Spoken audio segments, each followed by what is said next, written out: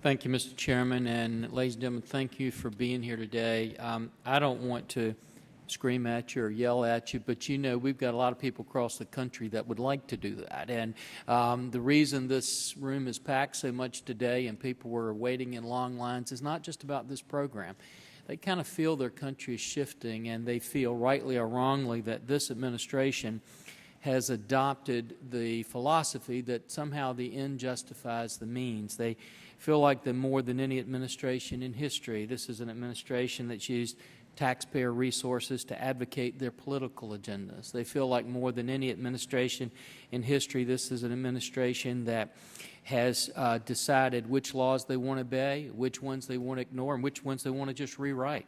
They feel like more than any nation in history, this is an administration that's used the enormous power of government agents to oppress and harass U.S. citizens like they've seen with the IRS. And now they see this administration using this unprecedented amount of data collection, first in their campaigns and then in government, on amounts of data to use for the aforementioned goals. And they don't know, every time they see a Benghazi, they don't know how many more boards they're going to pull up, and there's one that they don't know about, or IRS programs, and they pull up and they don't know another one that they might see, and that there are other data programs that they don't know about. And this is something that I just don't think we realize enough, because over and over again we hear administration coming over here and saying this to us.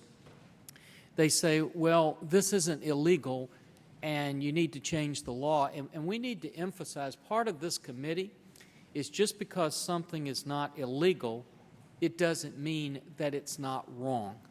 And when we look at something, you've got a difficulty because you can't even really come in here and explain what this program does. You can't tell us how many people are involved with it. You can't tell us the cost. You can't tell us what the court is saying. But this is my question for you. There has to be an enormously large number of individuals administering this program.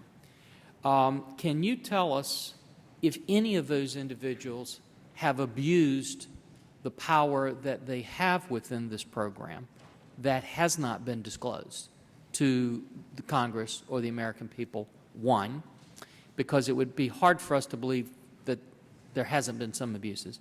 Number two, what is your process for collecting that information to make sure those abuses don't take place, and how do you distribute that information? And three, has anybody ever been disciplined for abusing that information? And any of you who have that information, I would love for you to offer it to us.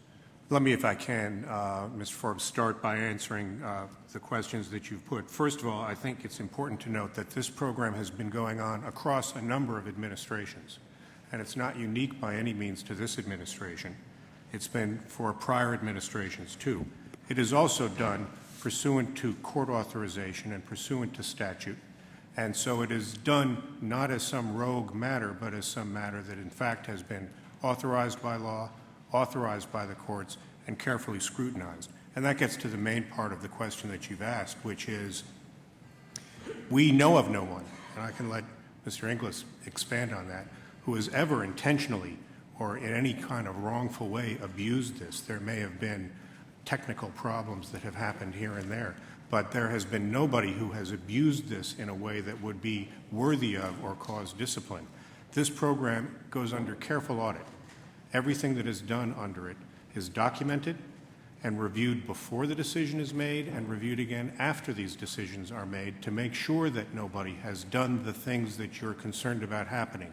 And those are valid concerns, and we take them into account by having these audit procedures and having the reporting that we do in the consultation both with the court and with Congress to make sure that those things don't happen.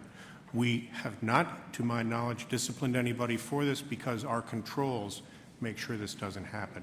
But we do look for it, and we look for it hard, and we haven't found it. Sir, if I could just, I concur with Mr. Cole's remarks. Across my time, I've been the Deputy Director now for 7 years. There have been no willful abuse of the 215 or the 702 program.